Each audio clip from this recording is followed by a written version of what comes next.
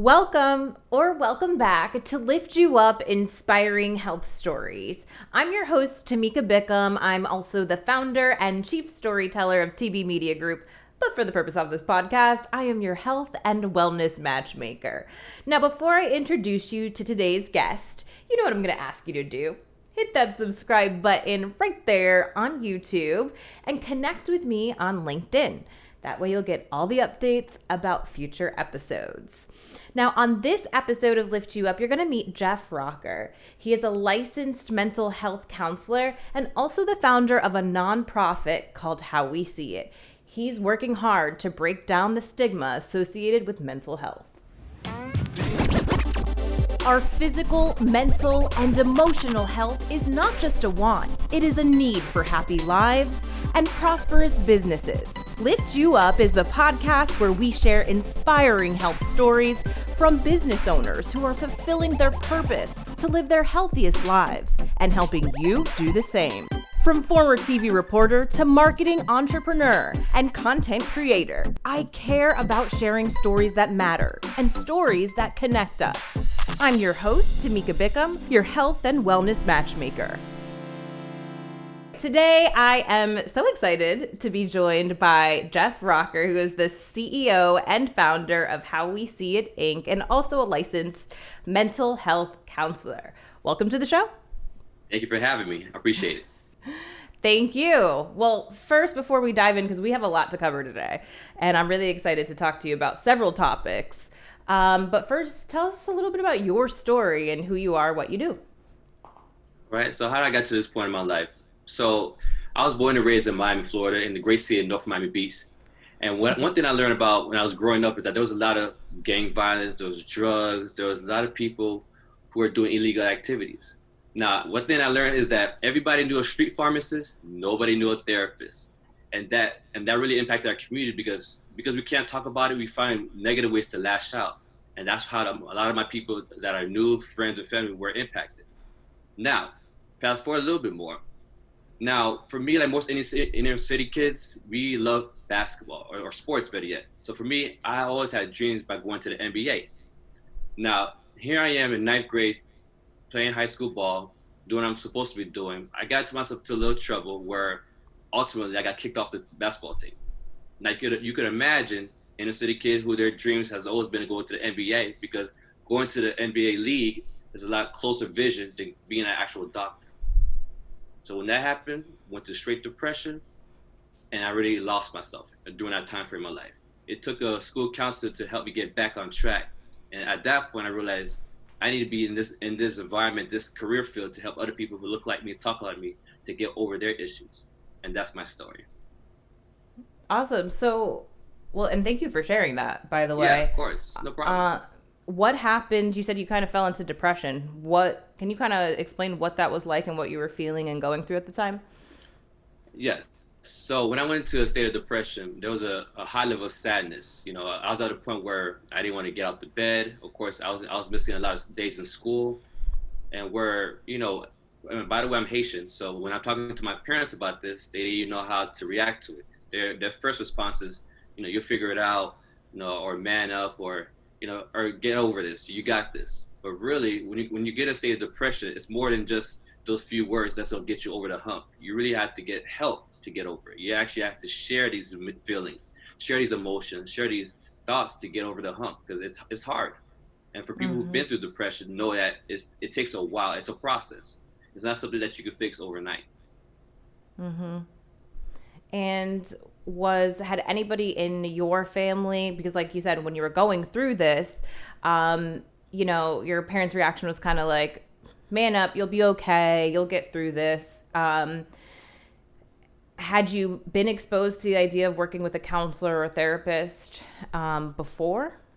Oh, not at all. Listen, in the Haitian culture, that's unheard of. We don't talk about our feelings. We don't share. From the outside of the family, nobody's supposed to know anything that you're going through. So me actually going through that process of actually sharing what I've been through with a total stranger, it was scary to say the least. But I knew it was something that needed to be done because if I didn't, I'd have gone on a very negative path, which I would have been here today. So you said you ended up working with a school counselor. Yes. How did you find out that was available to you? Well, luckily, after my teacher said I went to a little slump, they reached out and they told me, you know what, you need to go reach out to the school counselor. So they referred me to the school counselor on campus, and that's where I got the help. Because before, I'm not gonna lie to you, I didn't know we had a school counselor because they're not as publicized in the school system. Even now today, they're still not as publicized. I mean, from when I grew up, a school counselor or guidance counselor, either or, they were known for changing schedules. Right. Not so much helping you through tough issues in your life. Yeah, So that's I had interesting that you say that because I think of like our guidance counselors as the people that we can go to kind of help us get into college or prepare for that process. Like you said, schedules. But I didn't realize either that you could really go to them if you are battling something inside of you. So that was great. You had in some of your teachers, people who could identify this in you and say, hey, this resource is here for you. What was that like maybe the first time you opened up and met with your school counselor? like I said, it was a very scary experience, because like I said, you meet a total stranger and you find like now you realize you have to trust this person with your emotions. Yeah, at first you try to give them a short story or short answers because you don't want to give them everything, but you quickly find out if you don't give them all the information, there's no way they get able to help you throughout your situation. So you have to open up. Mm-hmm. Now, for a lot of people, opening up, it's a process. It doesn't happen over one session or two sessions. It may take over 4 or 5 or maybe 8 sessions to open up. But once you do, you feel a lot better after that moment happens. So, what kind of change did you see in yourself after this first time working with your school counselor? And over what period of time would you say? After the first 2 or 3 sessions, now I realize, life is short. And, you can't dwell on something that happened in the past. So for me, losing basketball, I always felt like basketball is end all be all. And I had to quickly learn that there's more in life than just one aspect. Although basketball is still my love today, don't get it twisted. I still love basketball. However, I realize there's so much more to life where I can engage and still be happy, whether it be through me providing therapy or me engaging the community and helping others become successful, or music, and there's others, or working out. So those are the things that bring happiness to my life. And that's what I had to learn at that time in my life. At some point when you were working with your school counselor, did your parents find out you were? Yes, they had to know for me to work with the school counselor at that point. And they was okay with it because at the end of the day, they wanted me to be happy and get me back on track and plus they wanted me to go back to school because like I said, I was missing days of school because of the depression I was going through. So there was like, whatever it takes for me to get back to where I need to be so I can go to college and be successful, that's where I want my son to be at. That's great. So tell me where the transition happened from you being the patient to now wanting to be a licensed mental health counselor providing those services. I mean, after you see what it is to be a patient, you realize there's a lot more people in the world struggling just like yourself. And I think that for me, it became very clear that my community is struggling. My community is hurting. And there's nobody there, at least in their eyes, that's there to help them. And the people who are there to help them, they don't look like them, they don't talk like them. So that trust level, the ability to build a rapport with them is just not there. It doesn't mean that the counselors are doing anything wrong, it's just that you have to find a way to meet people where they at. And I think at that time in my life, there was not many counselors that was doing that. Can you kind of dive into that a little bit more? Because obviously there's a lot of conversations right now, especially after the murder of George Floyd, and then the subsequent following protests that followed that. A lot of conversations happening around diversity and inclusion and, like you said, kind of seeing yourself in the therapist. Why is that so important? I always say being a therapist, 50% of the battle is earning your client's trust. And when you're unable to accomplish that, you're not gonna be able to help the client because like they're not gonna trust you. When they don't trust you, they're not gonna open up to you. If they don't open up to you, you're not gonna get nowhere because now they're gonna think that everything that they say, you're gonna judge them. Everything that they say is gonna be, you may criticize them. You may not do it out loud, but internally they feel like you're the enemy. And like any enemy, you're not going to let them know anything. So I think that the way for nowadays clinicians, the way to engage people is that you got to see where their comfort level is at. That's why even nowadays I provide in-home therapy just to help people feel comfortable. Where before people always met their therapist at the office, and believe me, I get it all the time. When I met my therapist at the office, I was so nervous, I was so anxious, and I really didn't open up until the last couple of sessions. But meeting people where they can kick back, relax, and open up to their personal feelings and emotions in their home has been very helpful. So little things like that, I think, has been a critical transition for a lot of people to, open up to their therapist. Yeah. Why do you think there aren't as many therapists of color? Oh boy, this thing, it's unfortunate, but a lot of negative stigmas behind, or stereotypes behind being a therapist, which is they don't make no money. Now you can imagine, like I said, being an inner city Black boy, and thinking about, okay, I want to make money, I want to be successful, I want to have a nice car, nice house, but yet some of these other people are telling you that, you know what, this profession doesn't make no money. You're like, oh my gosh, now I don't want to do this, although I love helping people, but I need to provide for myself. So that's something that I always try to change within my community, is that to understand that there is money to be made in this field. Of course, you're going to have to do some work and some branding, some marketing, but if you work hard at anything, you will find what you're looking for.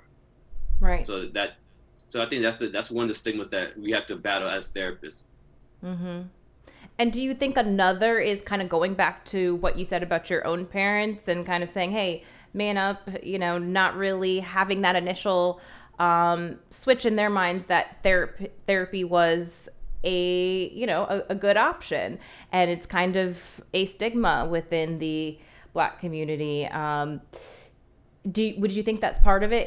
If so many in the Black community don't necessarily utilize therapy, that they wouldn't necessarily advocate for that as a profession? I truly believe that providing the education to a lot of different culturally sound families is very important, because, like I said, for me and my family didn't know nothing about going to a therapist for help.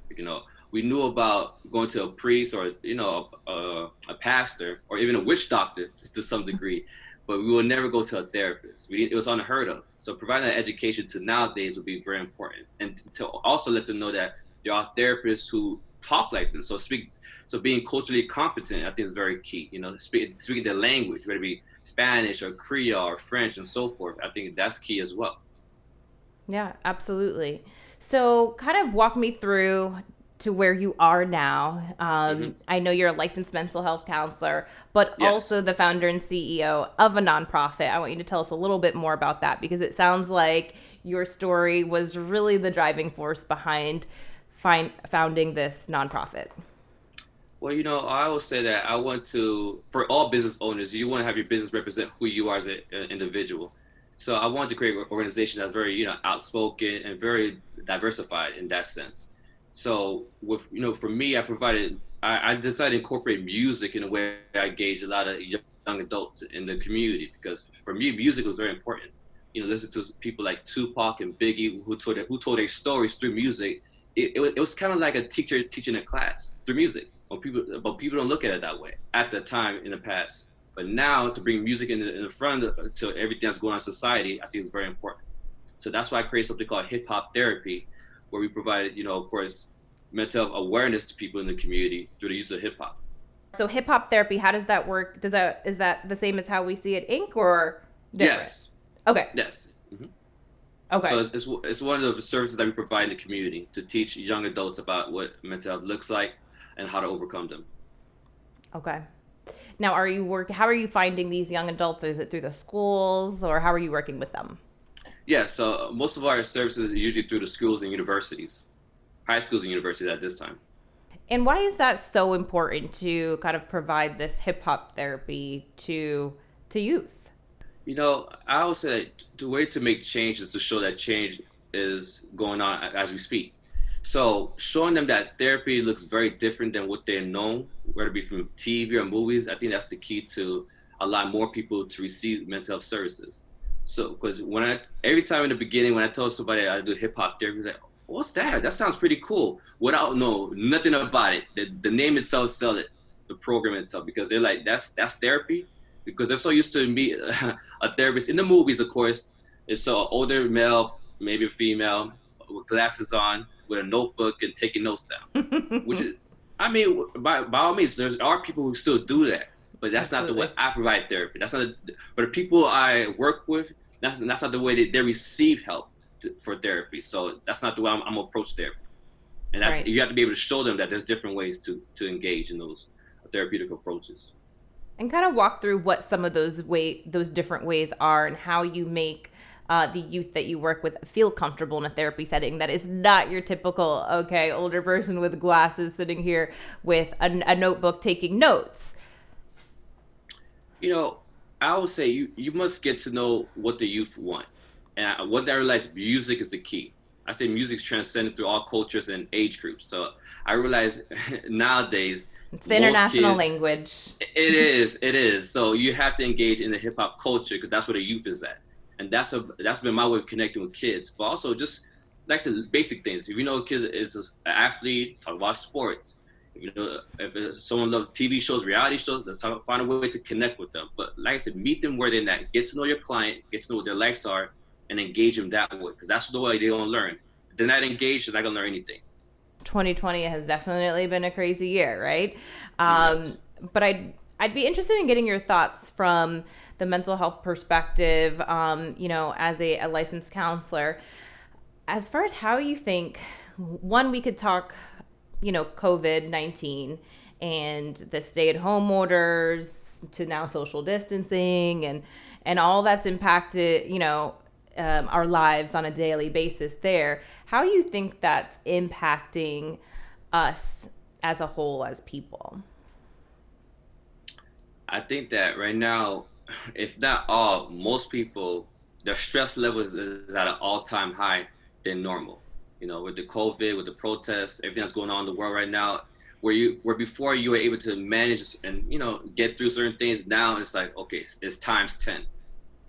I would say, for instance, I had a person who, by the way, my favorite basketball player is Kobe Bryant. So after he passed away, a lot of people felt hurt by it. And mind, think about it this way. Many people haven't even met Kobe, but they were still hurt by it. And that's something that we call about vicarious trauma, which is the emotional residue of indirect or direct experiences by other people. And for me, for a lot of people, when the death of Kobe Bryant occurred, a lot of people started to think about their own mortality. They started thinking about, is it okay to fly? These type of things that happen when it's not happening to their close relatives or friend, but someone that they respect in the community. And this is what's going on in the community now, is that with the death of a lot of Black unarmed men in the community, now it's to the point where we become emotionally tone deaf, because it's happening so much right now that now we have reprogrammed ourselves to think, you know what, it's just another day in the USA. People dying, people get killed. Okay, that's just life. Where it's not supposed to be that way. And that's why now people are speaking out more, because they want to see the change that we must have in America in today's society. Black Americans are experiencing trauma as we watch these videos, like the murder of George Floyd, as many other very similar incidents that have happened. And I know you just mentioned, hey, we now we're no longer tone deaf, right? We want to see the change, after hearing story after story, year after year, month after month. But what's happening from like a mental health perspective to us as we kind of live this? I think now we've become more paranoid. I think more than ever. I mean, nowadays, where people were at times were willing to call the police when certain issues happen in the community, now they're less likely to do so, because now they feel that if a police will come to their house, no matter what the situation may be, their life is on the line, and it can't be that way. Because now, if you see a police cop car, you're thinking, oh my gosh, are they going to pull me over? Are they going to shoot me? Are they going to kill me? And it's not supposed to be that way. I have Black friends who are officers. Even then, I'm questioning, like, okay, I know you're my friend, but what's really going on? Do I have to worry about my life, even though you're friends, but when you put that badge on, you're a different person? These are the type of things that people are thinking about on an ongoing basis, whether it be Black, white, Hispanic. I think that it's affecting everyone. It's not just a Black problem. It's a American problem that we have to face right now. No, absolutely. Are you seeing and hearing more from your patients, about how they've been impacted by the events of this year, and the images that they've seen on TV, or the protests, or being involved and kind of on the ground? Are you kind of seeing more and hearing more from them about that? Yes, what I'm getting, the feedback that I'm getting from a lot of my clients is that where before they felt helpless, now they feel more empowered and responsible to do something. Whether it be speaking up, protest, or vote for the right officials within the community to make a difference. But they feel like now's the time to do something. Where before they're like, if I did something, it wouldn't mean nothing. Now they know that their voice matters, their perspectives matters, and I think that's where we're going as a community now. Yeah, absolutely. And do you want to talk about some of your own experiences? Because I know you spent some time yourself kind of traveling around the country throughout the last month and participating in protests, and I'm sure some other things as well. So share with us what those are. Yes, of course, I had to protest here in my backyard here in the Miami-Dade County area as well.